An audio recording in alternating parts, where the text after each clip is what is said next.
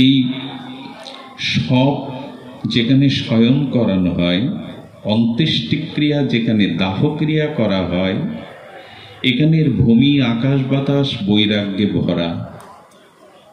এখানেই আমাদের পূর্বপুরুষের বহু আপনজনের দেহটা ভস্মীভূত হয়েছে, মাটিতে রূপান্তরিত হয়েছে।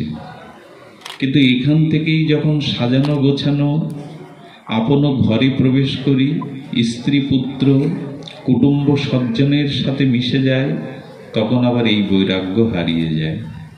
এই জন্য এর নাম হলো শ্মশান বৈরাগ্য। তো আজ আলোচনাটাই বৈরাগ্যের উপরেই। বৈরাগ্য প্রয়োজন। বৈরাগ্য না পেলে নিজের আত্মকল্যাণ, নিজের উদ্ধার বা পারমার্থিক কল্যাণ সম্ভব নয়। বৈরাগ্য কাকে বলে? বিষয়ে বিরক্তির নাম বৈরাগ্য। আবার বলি, এই যে শব্দ স্পর্শ রূপরস গন্ধ, এই যে সংসারে যা আমাকে মায়ার দ্বারা আকর্ষণ করে, যা সুখের মতো দেখালেও পরিণামে দুঃখ ডেকে আনে, যা আপাত সুখ মনে করলেও যার মধ্যে অজস্র দুঃখ আছে, এই যে প্রপঞ্চময় যে শব্দস্পর্শ রূপরসগন্ধ বিষয় ভোগের প্রতি যখন বিরক্তি আসবে, এর নাম বৈরাগ্য। তাকে আর আসে? বৈরাগ্য এলেই তো শুদ্ধ জ্ঞান, শুদ্ধ ভক্তি, ভগবানে অনুরক্তি আসে। বৈরাগ্য প্রায়শ সকলের আসে না, কারণ আমরা জগৎ নিয়েই মাতামাতি করে ব্যস্ত। ধন চাই, মান চাই, সম্পদ চাই, প্রতিষ্ঠা চাই, জগতে অখণ্ড সুখ চাই। কিন্তু বৈরাগ্য এটি সকলের চাওয়ার বস্তু নয়। তো সেই বৈরাগ্যের স্বরূপটা আমরা নিরূপণ করব শাস্ত্রের দ্বারা। আসুন সামান্য আমরা শ্রবণ করি বৈরাগ্য কি করে হবে। শুরুতে এইটুকু বলি, কোনো পথিক যখন পথে ওঠে তার একটা গন্তব্য থাকে। রেল স্টেশনে গিয়ে টিকিট মাস্টারকে যদি বলেন টিকিট দিন, পুনরায় সে জিজ্ঞাসা করবে কোন স্টেশনে যেতে চান, কোথায় যেতে চান। আপনি যদি বলেন যে কোনো স্টেশনের টিকিট দিন, দেবে কি? যে কোনো স্টেশন হয় কি? একটা নির্দিষ্ট স্টেশনের নাম আপনাকে টিকিট কাউন্টারে বলতে হবে। আমরা যে জগতে এসেছি, এখন যদি আমরা আমাদের কাছেই প্রশ্ন করি আমি কোথায় যেতে চাই, আমার লক্ষ্য কি, আদৌ অনেকের জানা নাই আমার মতো যে জীবনে কোথায় পৌঁছাতে চাই। জীবনের লক্ষ্যটা ঠিক নাই। এই লক্ষ্য স্থির না করলে বৈরাগ্য আসবে না। তার কারণ সামান্য পাশের বাড়ি যেতে গেলেও আমরা একটা প্রস্তুতি নেই, একটু জামা কাপড়টা ভালো করে পরিপাটি করে নেই। পার্শ্ববর্তী দেশে যেতে গেলে পাসপোর্ট, ভিসা কত আগে থেকে আমরা প্রস্তুতি নেই। তো জীবনে মৃত্যুর পরে আমার গতি কি হবে? পুনরায় আবার মানুষ হবার ভাগ্য পাবো তো? পুনরায় আবার মনুষ্য জন্ম, দুর্লভ জন্ম পাবো তো? নাকি শূকর কুকুরে জন্ম হবে? নাকি ওই রেল বস্তির পাশে ঝুপড়ির মধ্যে অমদ্য খাদ্য খেয়ে নালার জলে স্নান করে অশিক্ষা অবিদ্যায় মানুষ হব? না কোনো উপজাতিদের মধ্যে জন্মাবো, না বিকলাঙ্গ অন্ধ হয়ে জন্মাবো। জানি না তো মৃত্যুর পরে কি হবে। বলে ওটা জেনে নাও, ওটা জেনে নাও যে তুমি যেতে চাও কোথায়, তোমার লক্ষ্য কোথায়। আদৌ এই অনুসন্ধান, বৈরাগ্য না এলে, ত্যাগ না এলে জীবনে এ প্রশ্নের উত্তর আমরা খুঁজব না। দেখুন, ধর্মের কাজ কি? এই যে ভাগবত অনুষ্ঠান হচ্ছে, ধর্মীয় অনুষ্ঠান হচ্ছে, এই গীতা ভাগবত পাঠ হচ্ছে, এর উদ্দেশ্য কি? এর উদ্দেশ্য কি? একটু শান্ত থাকতে হবে, অনুরোধ করছি। এর উদ্দেশ্য হলো কি? এই যে ধর্মের উদ্দেশ্য হলো ধর্ম জানিয়ে দেয়, ভাগবত জানিয়ে দেয়, সাধু সঙ্গ জানিয়ে দেয়, সাধু তত্ত্ব, ভাগবত তত্ত্ব বুঝিয়ে দেয়। এই সংসারটা সুখের জায়গা নয়, এটা দুঃখের জায়গা। এটা যদি বিবেক দিয়ে কেউ জেনে যায়, আর এটি তত্ত্ব তো জেনে যদি সংসারে কেউ সুখের আশা না করে, সংসারে মিথ্যা স্বপ্ন, রঙিন স্বপ্ন না দেখে, এখানের সুখে বিভোর না হয়ে যদি এটা দুঃখ ভেবে, যন্ত্রণা ভেবে আসক্তি ত্যাগ করতে পারে, মোহ ত্যাগ করতে পারে, পদ্মের মতো নিরাসক্ত হয়ে সংসারে কর্তব্য কর্ম করতে পারে, তবেই তার জীবনের লক্ষ্য পূরণ হয়। ধর্মের কাজ হলো এইটাই, ধর্মের অন্য কোনো কাজ নাই। একবার দাও, ধর্মের কাজটা হলো আমি যা দেখছি এই সংসার এটা সুখের নয়, কারণ এখানে জরা আছে, মৃত্যু আছে, ব্যাধি আছে, কর্মফলের নিদারুণ প্রারব্ধ, অভিশাপ আছে। অভিশাপ কি বলবো, ইরানের প্রেসিডেন্ট কিছুদিন আগে একটা সরকারি কিছু উদ্বোধন করে আসতে গিয়ে হেলিকপ্টার বিধ্বস্ত হয়ে মারা গেল। একজন রাষ্ট্রপ্রধান, একজন রাষ্ট্রপতি। প্রারব্ধে যেটা আছে ওটা রাষ্ট্রপতি হলেও ক্ষমা হবে না। এই সংসারটা তো কর্মভোগের জন্যই এসেছি। এই বাংলাদেশে যদি বলি, তিনবারের প্রধানমন্ত্রী বেগম খালেদা জিয়া নিজের ছোট পুত্রের মৃত মুখ দেখে হাওমা করে কাঁদছে। আমার মনে হলো প্রধানমন্ত্রী হলেও সংসারে দুঃখ কাউকে ছাড় দেবে না, দেয়ও না। প্রাইম মিনিস্টার ইন্দিরা গান্ধীও দেখেছিল তার ছেলে সঞ্জয় গান্ধীর চিতা নিউ দিল্লিতে জ্বলছে, তখন তিনি বর্তমান প্রধানমন্ত্রী, দুঃখ কাউকে ছেড়ে দেবে না। এই সংসারে আসলে জন্ম মৃত্যু জরাব্যাধি প্রারব্ধ কর্মফলের দুঃখ ভোগ করতেই হবে। সুখটা কোথায়? যৌবনটা তো দেখতে দেখতে হারিয়ে যায়, প্রিয়জন তো প্রিয় হয় না। যাকে স্ত্রী রূপে, পুত্র রূপে, আত্মীয় রূপে পেয়েছি তারা তো মনের মতো হয়নি। যে ঘরটা বেঁধেছিলাম সুখের জন্য, সেখানে তো আজও ঐকান্তিক সুখ পাইনি। গোবিন্দ বলছেন এটা দুঃখের আলয়, এখানে সুখ খুঁজতে যেও না। ধর্ম ওইটুকুই জানিয়ে দেয়। আর কেউ যদি বিবেক এবং বিচার দ্বারা এই জাগতিক সুখকে পরিহার করে আত্মার সুখ, ভগবৎ সুখ, আধ্যাত্মিক সুখের অনুসন্ধানে রত হয়, এইটাই ধর্মের কাজ। ধর্ম কি শুধু হই হুল্লোড় করা? ধর্ম মানে কিছু লাইট প্যান্ডেল, খাওয়া দাওয়া, কিছুটা বিনোদন, আনন্দ ফুর্তি করা না। ধর্মের আদৌ কাজ সেটা না।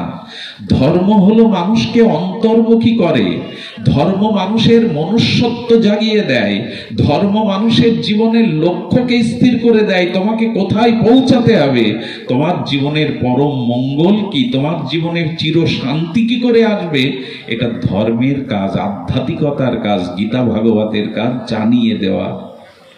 সেইটা জেনে যারা জীবনে কাজে লাগায়, তখনই তার জীবনে শুরু হয় প্রকৃত আনন্দ। বাহ্যিক আনন্দ পরিত্যাগ করে কেউ যদি হৃদয়ের আনন্দটা, আত্মার আনন্দটা উপলব্ধি করতে পারে ত্যাগ বৈরাগ্যের দ্বারা, তখনই তার জীবনে শান্তির সন্ধান আসে। আচ্ছা, একটা কথা প্রমাণ দেই আপনাদের। আমাদের যত সন্ন্যাসী শিষ্য বাবাজি মহারাজ আছেন, তারা কোনো কুটিরের মধ্যে বৃন্দাবনে বসে আছেন, গাছতলায় বসে আছেন? বলুন তো, রাজা মহারাজারা, বড় বড় ধনী ব্যক্তিরা ওখানে গিয়ে প্রণাম করে আশীর্বাদ চাইছে কেন? এরা বড় বড় শিল্পপতি, কোটি কোটি ডলারের মালিক। ওরা সাধুদের কাছে গিয়ে প্রণাম করে কি চায়? টাকা, বাড়ি গাড়ি ওদের আছে সাধু দেওয়ার। ওরা গিয়ে কি চায় জানেন? একটু শান্তি চায়, একটু জ্ঞান বিবেক চায়। ওটা এদের কাছে নাই বলে তো সাধুর কাছে তারা যায়। এই জন্য সাধু সঙ্গ, ভাগবত কি দেয়? আপনার জীবনে ত্যাগ বৈরাগ্য এনে দেয়। 20 বছর সঙ্গ করছি, 20 বছর ধরে হরিকথা বিতরণ করছি, প্রচার করছি, এখনো আমার বিবেক জাগলো না। জানবেন কিচ্ছু হয়নি। ধর্মকর্মের নাম করে শুধু অনুষ্ঠান করেছি, বিবেক জাগেনি, নিজের প্রজ্ঞা, মনুষ্যত্ব জাগাতে পারেনি। তো প্রথম কাজ আমাদের কোনটা জানেন? প্রথম কাজ হলো, এটা দিতে হবে না, বন্ধ করে দাও। প্রথম কাজ মানুষের হলো সুখ, অনাবিল। দাদা এটা বন্ধ করে দেন। অনাবিল সুখ চাই। আচ্ছা, আমি অপরাধ যদি না করি, আপনাদের কাছে যদি প্রশ্ন করি, আপনাদের অন্তর্নিহিত অভিলাষ হলো জীবনে সকলেই সুখ চায়, চাই কিনা? আচ্ছা, যদি বলি কত পার্সেন্ট সুখ চাই? 40, 50, 60? কত ভাগ সুখ চাই?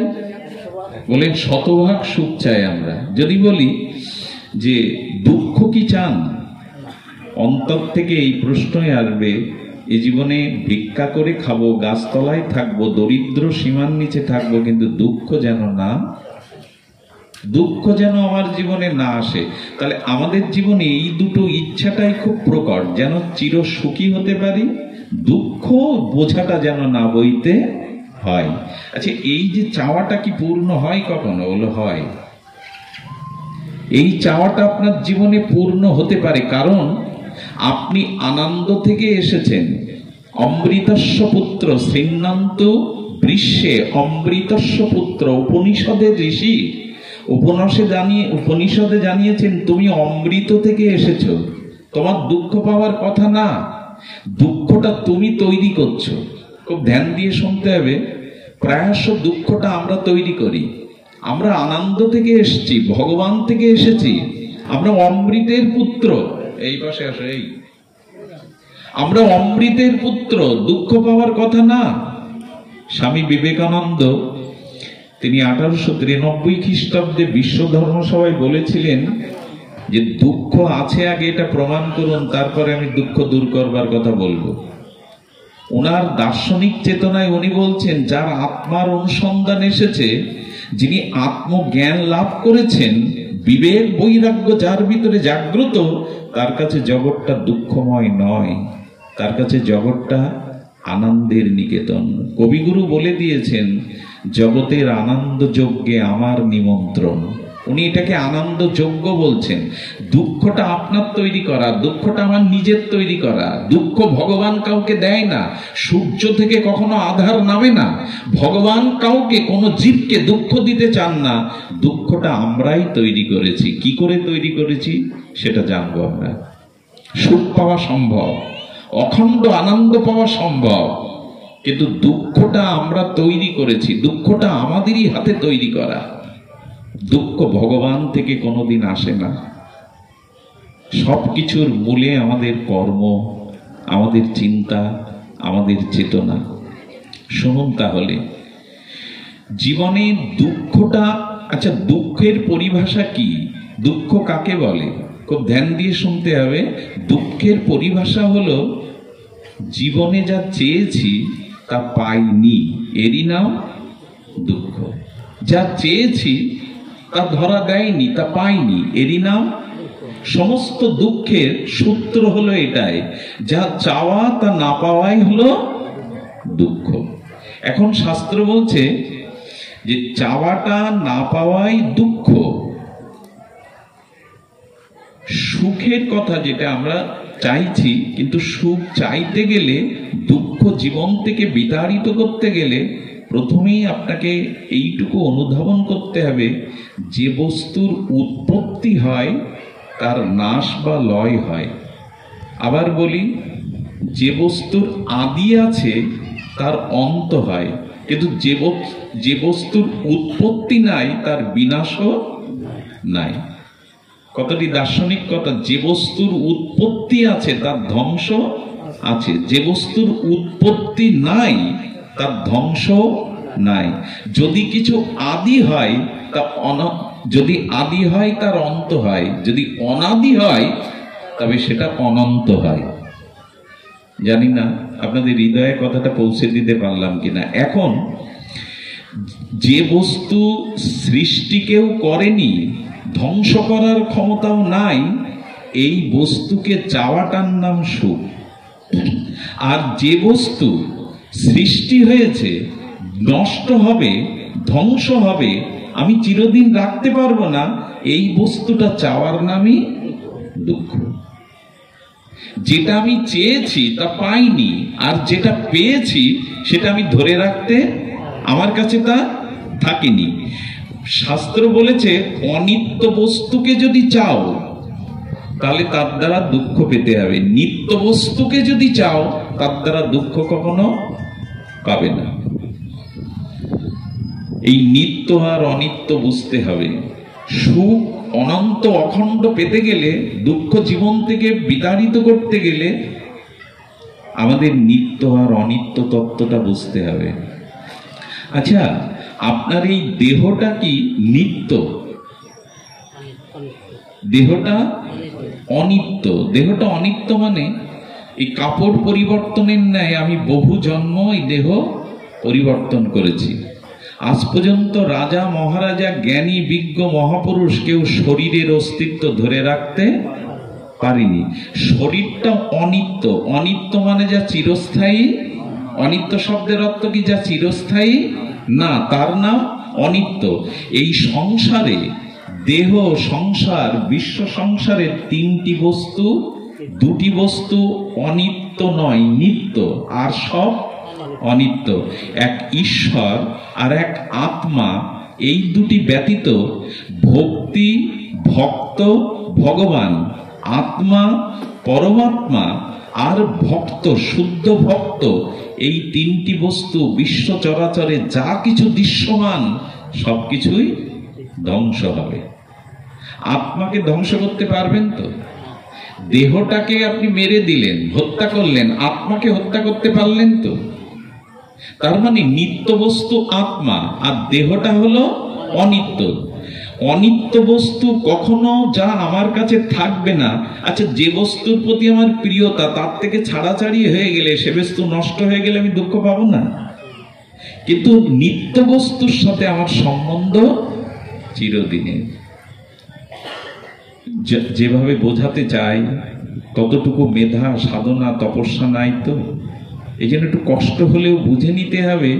ভগবান বলছেন যে বস্তু চাইলে পাওয়া যায় আর পেলে হারাতে হয় না, যা তোমাকে ছেড়ে কোনোদিন চলে যায় না, এই নিত্য শাশ্বত চিরন্তন আনন্দ বস্তুকে চাওয়ার নামই সুখ। আর যা আপাত পেলেও একদিন নষ্ট হয়, ধ্বংস হয়, আমি রাখতে পারি না, সেই অনিত্য বস্তুকে চাওয়ার নাম হলো দুঃখ। এখন নিজের দিকে আঙুল তুলতে হবে, আমি কি চাইছি? আমি নিত্য বস্তু চাইছি না অনিত্য বস্তু চাইছি? পিতা, মাতা, স্ত্রী, পুত্র, রূপ, যৌবন কোনো কিছুই চিরস্থায়ী কি? যারা পেয়েছে এরকম কেউ লিখে দিতে পারে এটা কোনোদিন হারাবে না তোমার, এদের থেকে তোমার কোনো দূরে যেতে হবে না।